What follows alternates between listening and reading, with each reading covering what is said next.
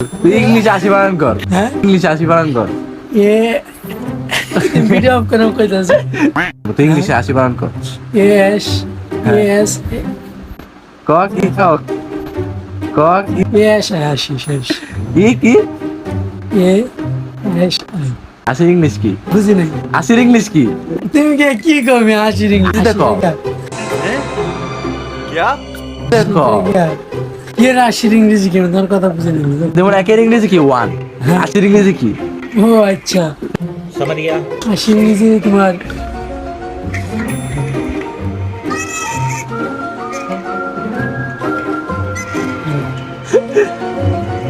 ক 18 18 শিওর তো? অবশ্যই হ্যাঁ অবশ্যই আসির ইংরেজি কত?